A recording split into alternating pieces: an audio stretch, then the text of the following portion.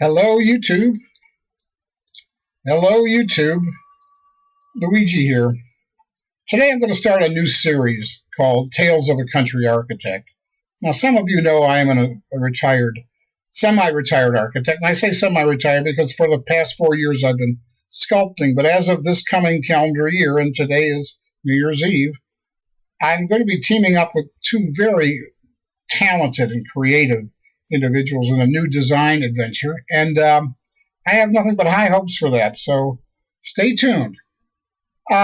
Tales of a Country Architect. At this stage in my career, I have amassed a whole library of stories. Some of them are humorous, they're all anecdotal, and they're all there's something to learn from every one of them, and I think they'll be of value to many of my viewers.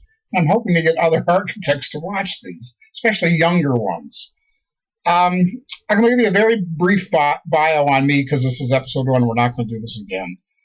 My father was a great architect in Chicago, and I started working for him at the age of 10, doing, chore boy things, print boy things.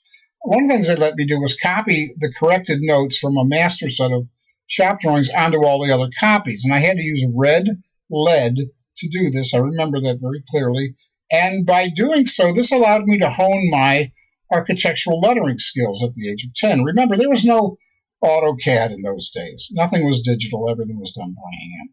From there, I studied architecture at Rice University in Houston, and from there, I did my internship with a brilliant architect named Mr. Frank Edison Kennett Jr.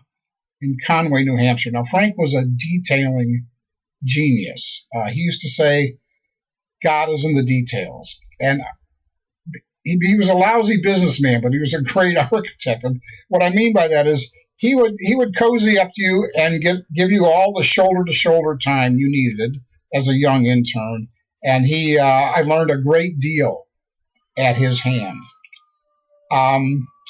This is a story about one of Frank's clients. They were from New York City. And you're going to hear me talk more about the wife than the husband because the story is really all about her. She was a pill. She was a real pill. She was a difficult lady. She was angry all the time, mad all the time, bossed everybody around, never paid a tradesman a compliment for a good piece of work. Just very, very difficult. And Frank was the most gentle of gentlemen you'd ever want to meet. Well, one day they're coming up from New York City to look at the house. They didn't come often, but they had this big project going on in New Hampshire, and they wanted to see it. Now, the main entrance to their house was a pair of double doors, and you entered a big foyer with symmetrical staircases on either side that went up to a bridge. I always called it the bridge. From the bridge, you could look down into the great room on the other side through clear-story lights of glass. The glass afforded us acoustical privacy from one room to the other.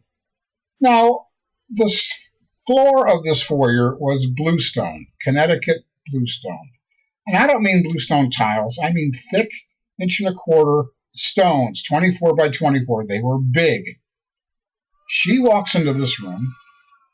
She didn't walk anywhere. She marches into this room, goes straight to this one piece of stone that has quite a bit of rust spotting on it.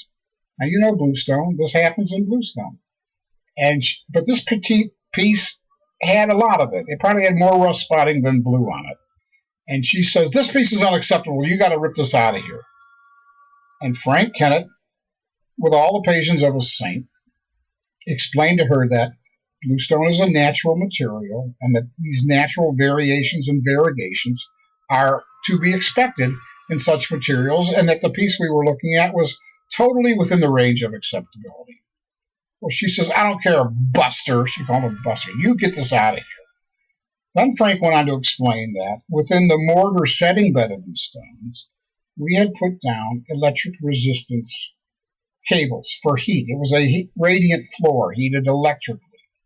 And he explained to her that if we rip one stone out, we run the very real risk of ruining the heat for the entire room. And she says, I don't care. If you ruin the heat, you got to replace that too. She says, you just get the stone out of here. Now, at this point, Larry, the job superintendent, I will give you his name, Larry pulls Frank aside and says, now, Frank, I got this covered. Trust me on this. Trust me on this. And I'll tell you what he did later. The next stop in the tour of the house is this lady, I almost said her name, marches upstairs to one of the guest bedrooms. Now, apparently she had given Larry over the phone a description of the color she wanted the room painted. Now, nobody does this. You pick out color chips, so there's no question what color you want. And Larry relayed her instructions to the painter that she wanted peachy pink in this one bedroom. Peachy pink. Now the painter's no idiot. He knows what she's like. He doesn't paint it without her approval. So he makes a mock-up, a 4 foot by 4 foot, half a sheet of drywall mock-up, and he paints that his interpretation of peachy pink. Well, she marches into that room. She says, I hate it. It's the wrong color. It's too pinky and not peachy. Or maybe the other way around, whatever it was. And Larry again says to Frank, I got this covered too. So the site visit is over. They go back to New York City. And what Larry did, God bless this guy, what Larry did, we were staining the outside of the house, one of these Pratt & Lambert Williamsburg colors. It was either Williamsburg blue or cadet blue. I think it was cadet blue. So Larry takes a can of paint, goes into the foyer, and paints the offending stone. Paints the offending stone quite convincingly. It looked really good. He then goes upstairs, and from that same 4 foot by 4 foot sheet of painted peachy pink drywall that she rejected, he cuts out a 12-inch square. He mails it to her in New York, and she calls him up and says, it's perfect. Now, is this deception? I don't think so. I think Larry used very creative psychological problem-solving techniques here, because sometimes we're dealt a hand where we have to deal with the irrational, and this woman was irrational by any way you sliced it. Oh. Next time she came up, she saw the blue stone, and she says, that's much better. Thank you for fixing that. It's got a coat of stain on it. Back at the office now, Frank was on a schedule of weekly telephone updates with these people in New York, and he would tell them what's going on at the job because they couldn't come up that often. And he explained to them that the clear story lights between the bridge and the great room were now installed. And this was a conference call on speakerphone. I could hear both of them, the husband and the wife, in the background. And she's saying, what is he talking about? And Frank says, you know, the glass we have between the bridge and the great room, that you can look down into the great room. She says, what glass? And apparently the husband didn't realize we had glass there either.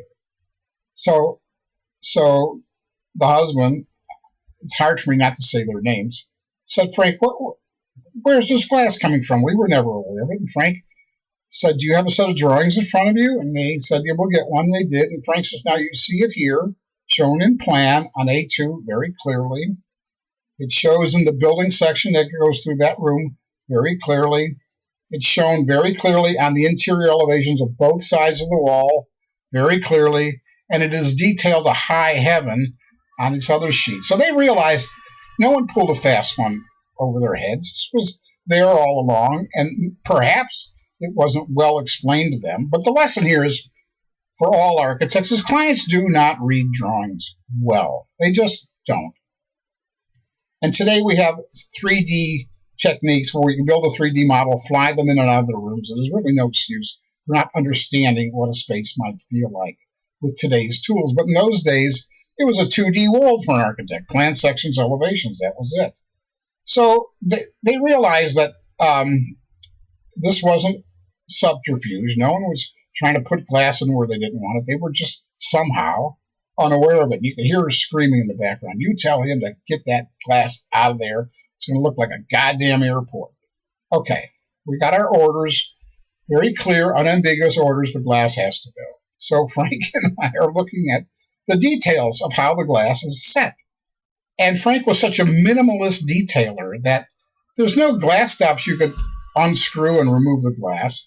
The metal plaster ground on all four sides was the glass stop.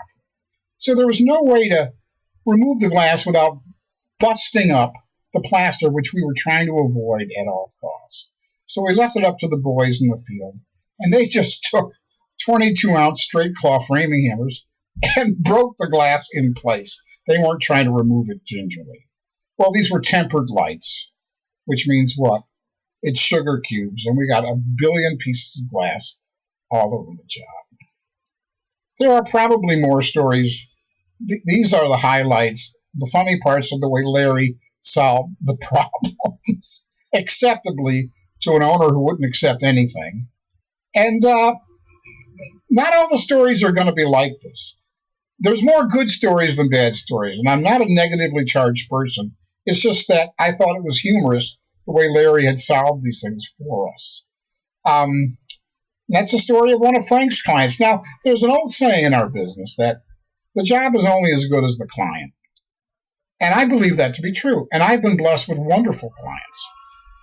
I've worked on many of Frank's houses, and I've seen many of Frank's houses, and they're all beautiful. But in this case, this is the most inelegant, clunky, top-heavy, even ugly house that Frank Kennetts ever did. And I think in no small measure, her vitriol, her venom, had poisoned the whole job, and she got the house she deserves. Okay? All right, episode number 1. Stay tuned. They're not all going to be this way, and I'm not in the habit of trashing clients at all because they're my lifeblood, and I've had good ones. God bless you. Stay tuned. I love you all. Take care. Bye-bye.